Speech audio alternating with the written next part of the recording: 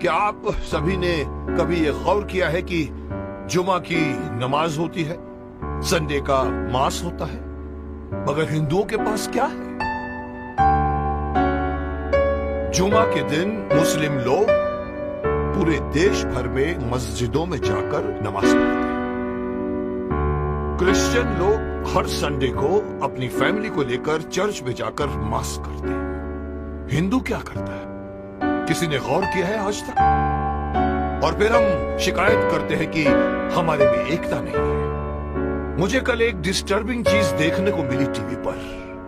विश्लेषण करके मुझे बताया गया है, मैंने देखा कि पूरे वर्ल्ड में 190 करोड़ मुस्लिम्स हैं, मुस्लिम राष्ट्रों से मिलाकर। हिंदुस्तान में 100 करोड़ हिंदू हैं, लेकिन वो 190 करोड़ मुस्लिम एक कॉल पर इकट्ठे हो सकते हैं, हो जाते हैं। अगर मैं सिंपल वे से कहूं, एक सीटी मारते ही सब लोग एकजुट हो सकते हैं। क्रिश्चियन लोग मिलकर एक दूसरे से फोर्स बन सकते हैं, लेकिन हिंदुओं का क्या भाई? कोई हिंदुओं के पास में कोई एक ऐसी मैकेनिज्म है जिसके द्वारा पूरे 100 करोड़ हिंदू जाने एक दूसरे को? अरे साहब, नेक्स्ट फ्लैट में कौन रहता है हमें ये भी नहीं पता होता। मुंबई सिटी या हर सिटी की ये बात है। मैं ये कहना चाहता हूं कि हिंदुओं को अगेन मैं वही कहूंगा कि मैं कहना चाहता हूं कि मुझे पता नहीं कि मेरी बात में कितना वजन है, लेकिन मैं पूरे देश के धर्माचार्यों को, मैं देश के पूरे संत समाज के जो बड़े बड़े आसीन पदासीन है, मैं उनको कहना चाहूंगा, आह्वान कीजिए, आप एक दिन मुकर्रर कीजिए, एक दिन फिक्स कीजिए, हफ्ते में एक दिन आप अपना लीजिए। और अगर मैं मुझसे पूछो तो वो मंगलवार आ सकता है, क्योंकि मंगलवार हनुमान का दिन है, हनुमान जी का दिन है। एक दिन मुकर्रर कीजिए, एक दिन फिक्स कीजिए, जिसमें पूरे देश भर के लोग अपने अपने इलाके के मंदिरों में जाकर 1 घंटे के लिए बैठ जाए। क्या करेंगे आप लोग बैठकर? मुस्लिम लोग नमाज पढ़ते हैं, क्रिश्चियन लोग उनका एक अपना सिस्टम होता है, उनके फादर बोलते हैं। आप लोगों को, हिंदुओं को, कोई सिस्टम बनाने की कोई जरूरत नहीं, कोई आरती नहीं, कोई पूजा नहीं। आप ओमकार नाथ का जाप कीजिए।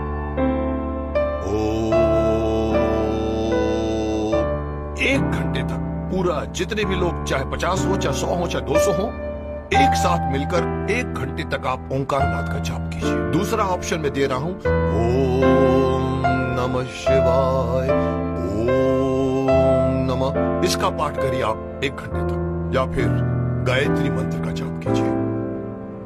अब आप देखिए मैं क्यों इस बात को उठाना चाहता हूं, क्योंकि हमारे हिंदुओं में ये एक बहुत बड़ी मान्यता है कि अपने आप को बहुत सहिष्णु मानते हैं और कहते हैं हिंदू हमारा धर्म, हमारा हिंदू समाज अपने धर्म के प्रति जागरूक नहीं है, अपने धर्म के प्रति पूरी तरह से कमिटेड नहीं है। धर्म कहते हैं हमारा हिंदू धर्म धर्म नहीं है, हमारा धर्म जो है वे ऑफ लाइफ है। मैं हमेशा से मना करता हूँ, धर्म था, है और रहेगा, और जब तक आप इसको अपना धर्म नहीं मानोगे तब तक आपके अंदर कभी भी एकता नहीं आएगी, कभी भी आपके अंदर मोटिवेशन नहीं आएगा, कभी भी आपके अंदर फोर्स नहीं आएगा।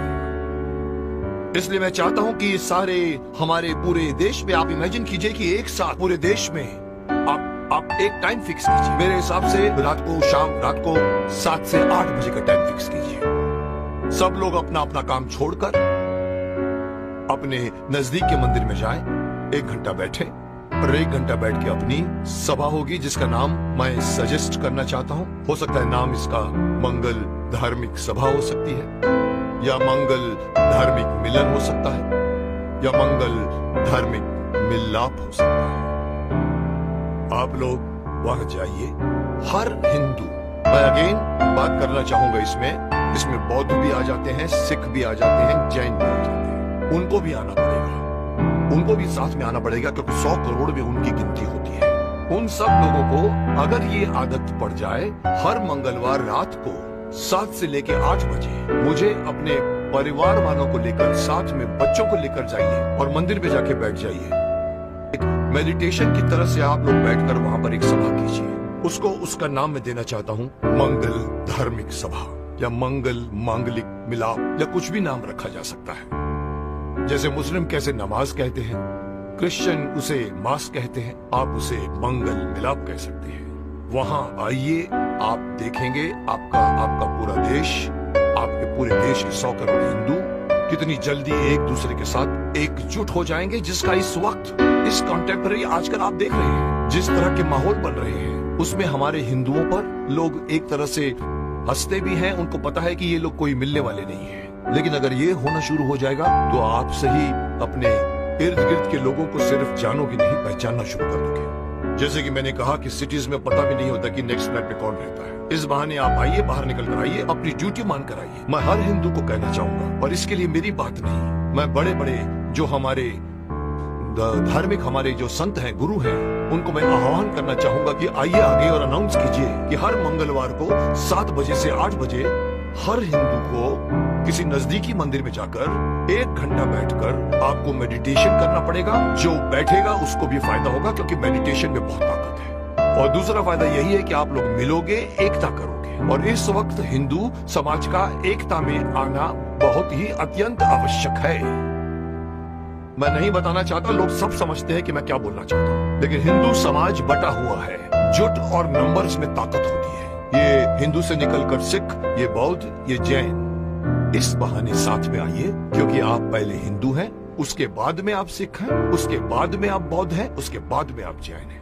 मेरी एक छोटी सी गुजारिश है कि मैं अपनी तरफ से सलाह देना चाहता हूँ कि देश भर में कुछ ऐसा कानून बनाया जाए, ये कानून के दायरे में हो या पता नहीं धार्मिक दायरे में हो, लेकिन ये किया जाए, और तब जाकर दोबारा कोई ये नहीं कह सकेगा कि 100 करोड़ हिंदू बटे हुए हैं। क्योंकि हर मंगलवार को एक मांगलीय रूप से मिलते हैं, और एक दूसरे के साथ आप बातें कीजिए, मिलते रहिए, लोग एक दूसरे को पहचानना शुरू कर दोगे, जो कभी नहीं करते आप। अंत में मैं हर हिंदू को इस बात से आगाह करना चाहूंगा कि अगर आप अपना फायदा चाहते हैं, अपने देश की भलाई चाहते हैं, अपने समाज की, अपने परिवार की भलाई चाहते हैं, तो एक होइए। और इसलिए आगे बढ़कर एक और बात कहना चाहूंगा कि धर्म को धर्म मानिए, ये मत कहिए कि वे ऑफ लाइफ है। और तीसरी बात, अपने बच्चों को अपने धर्म में इन्वॉल्व कीजिए। मैं अक्सर देखता हूँ कि माँ बाप मंदिर में जा रहे होते हैं और छोटे बच्चे मम्मी से कहते हैं कि मम्मी मम्मी मम्मी मेरी सहेली मुझे खेलने के लिए बुला रही है, और माँ कहती है जा मत कीजिए। आप उस बच्चे का हाथ पकड़िए और बोलो चलो इस वक्त मंदिर जाना। ये हर मुस्लिम करता है, ये हर क्रिश्चियन करता है, हिंदू क्यों नहीं करता? इसी का खामियाजा भुगत रहे हैं आप। बच्चों को बचपन से गीता पढ़ाइए, बच्चों को मंदिर लेकर जाइए। 1 घंटा या जब भी आप मंदिर में जाते हैं, विजिट करते हैं, बच्चों को साथ में लेकर जाइए, ताकि धीरे धीरे वो अपने देवी देवताओं को पहचानना शुरू करेंगे और एक हो जाएंगे। अब कोई मुझसे पूछेगा सर आपकी ये बात क्यों माने हम लोग, आप होते कौन हैं हमें ये बात कहने वाले? तो मैं सिर्फ शक्तिमान का एक डायलॉग आपको बताना चाहूंगा, जिसमें पूछा था कि आप कौन हैं, तो वो कहता कि ना तो मैं कोई अवतार हूं, ना ही कोई फरिश्ता, बुराई का दुश्मन हूं, सच से है मेरा रिश्ता।